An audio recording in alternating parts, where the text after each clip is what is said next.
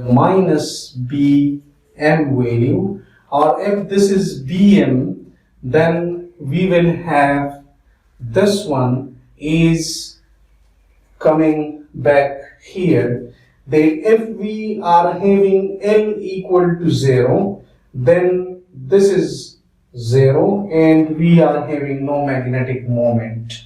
When L is equal to 1, then we are having mu equals square root 2 Bm, and square root 2 Bm will actually give us one Bm is positive, the other Bm is negative, and 1 0 there. So like this, that this is the Bm equal to 0, this is Bm positive and Bm negative here. So this is positive, this one is positive Bm and this is negative Bm, while this one we will have some number here. Like as we are increasing, then this will be 2 Bm, 3 Bm, or depending on the value of L, that what kind of orientation it will have. So we say that either the dipole moment is quantized or theta is quantized. Like we were having in classical mechanics, L equal R P sine of theta in some direction. So here theta was continuous, which was varying from 0 to pi, and it can take any value. But here, if I look here, then our theta is not continuous here, but it can take this value, it can have this value, or it can have this value, and so on. So these are actually the values of theta, because from the z-axis we are having the zenith angle. So we will have the quantized values for theta, and this one we can have only this and this for L equals 1. For L equal to 1, we will have this value, this and this. And when L will be equal to 2, then we will have this and this value, because there will be a total of 2L plus 1 values of this. So I can say that I can now interpret this further like this, that if I consider here that how this orientation is made, this figure will clarify this, that we are having our axes like this. This is our x-axis, y-axis, and the z-axis, which we have selected as the specified axis, or our selected axis, with the help of which we can check our alignment. And let's say this is our angular momentum, which is L here with us, and this angular momentum makes an angle theta. Now the projection of this angular momentum on the xy plane is here. So this is the projection of this angular momentum on the plane of x and y. So this component and this component, they are parallel and they are equal. So if I do the resolution in x and y, so it will also be parallel to this one. So here I'm having, this is the x component of it, this is the x component of it, and this is the y component of this, and this is the z component of it. So now this will go around in a circle. So like this is the angular momentum in 3D, although my figures or the drawing is not that good, but let me try to make this thing, and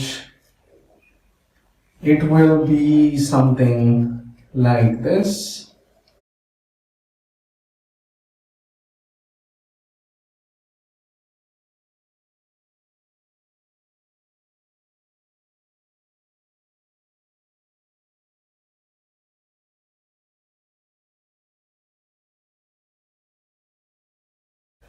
Yes, it is, and this is when this angular momentum is rotating around the z-axis, then it will make this circle.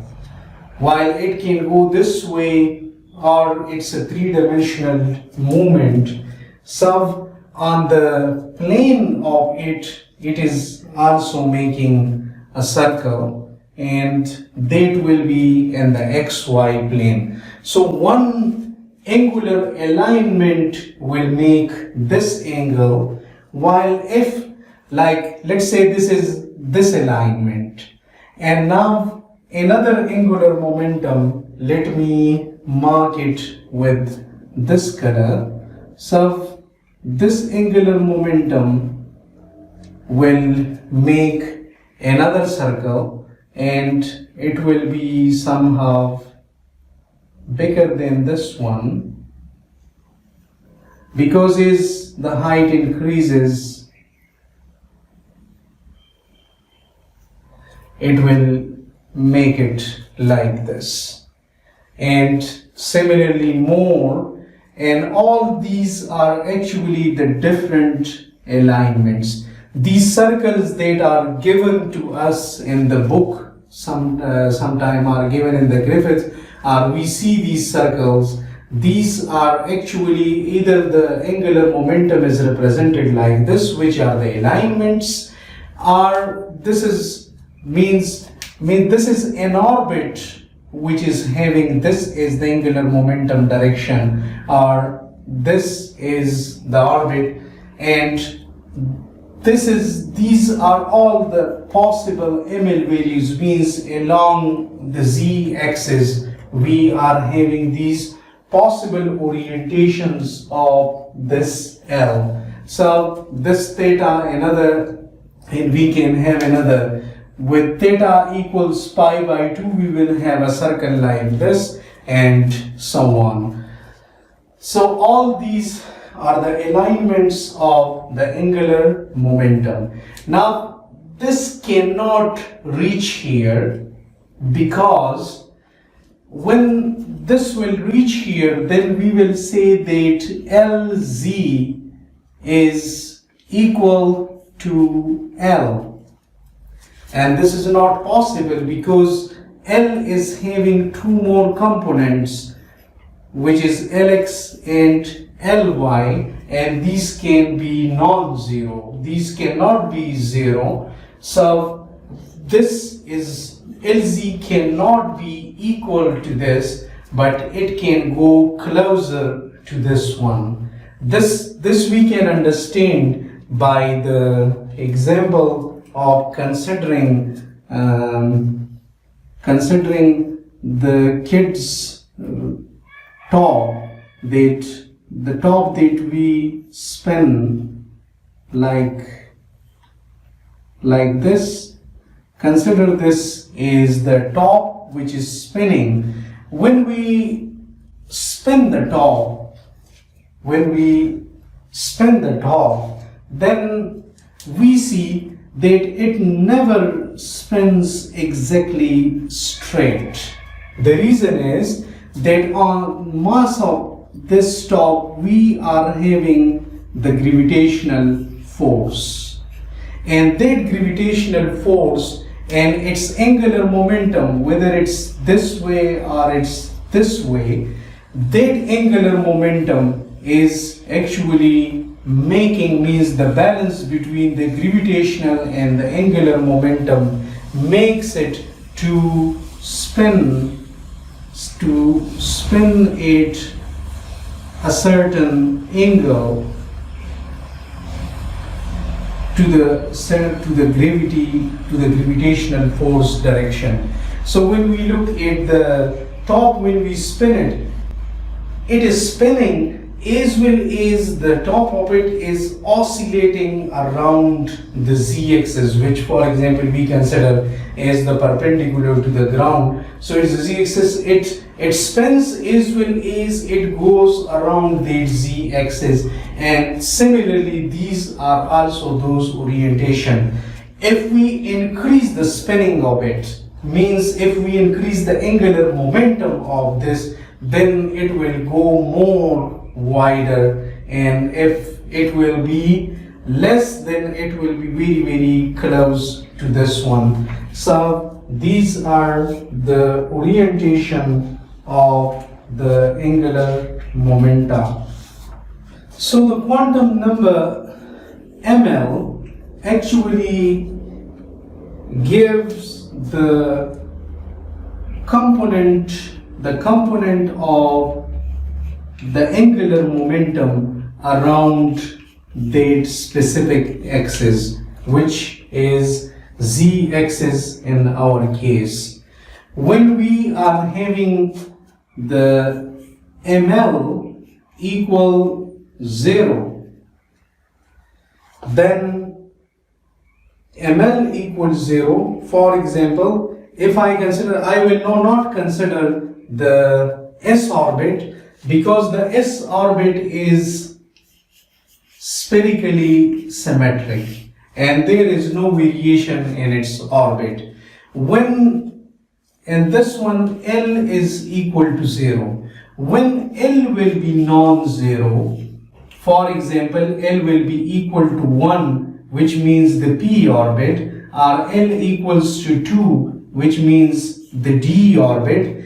Whenever L will be non-zero, then there will be changes in the shape of the orbits. When L is equal to 0, no change. And when L will be non-zero, the shape of the orbits will change. So when I consider the ML equal to 0 in such orbits, for example, I consider now when L will be equal to 1, this means that N will be equal to 2. So I consider the 2p electron. So whether it is 2p electron or it is 3p electron or it is 4p electron, the shape of them will be changing. So the electron density means ml equal to 0, we say that it is giving the orientation of the angular momentum with respect to that axis which we call the z-axis. And when we say that orientation of angular momentum, it is also the electron density. The electron density distribution is also like the density distribution. So these two are actually the same thing. Whether the angular momentum direction, ML direction is that one, or means it is giving the direction of that electron. So the electrons are there, it means the electron density distribution is there. We have already calculated for the YZ plane when we were having the rotation of those planes on these axes, like we have shown something like this, and this was the density distribution of the electrons. So this is the 2p orbit, and the 2p orbits we are having the ml. So this one we are having ml plus minus 1. For ml plus minus 1 we are having for not plus minus 1 but ml equal to 0, we are having the distribution. The electrons are actually concentrated on either the positive z axis or the negative z axis. And when ml is equal to plus minus 1, now the electrons are concentrated on the plane of this, and we are having a donut shape here, that they are concentrated in the plane here now for ml plus minus 1. So it not only gives the direction of the component of this, but the direction is of the electron, so it gives information about the density of the electrons as well, or the distribution of the electrons as well. If I consider L equals 3, for L equal 3, I will have 2L plus 1, so 7 orientations. 7 orientations are possible, like this is the z axis and this is the z axis, or I call this LZ.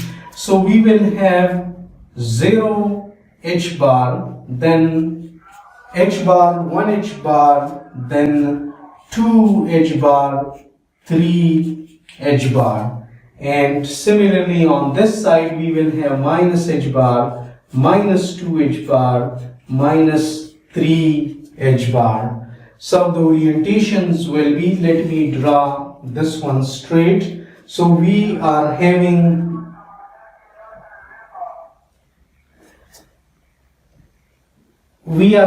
this value for ml equal 0, and then we are having this value which is corresponding to this for ml equal plus 1, then this value for ml equals plus 2, and then this value for ml equal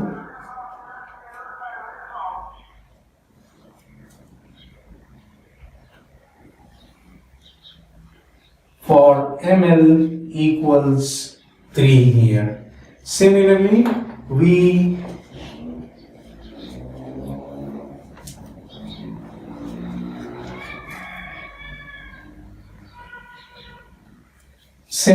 this value for ml minus 1, and this value for ml plus minus 2, and this value for ml minus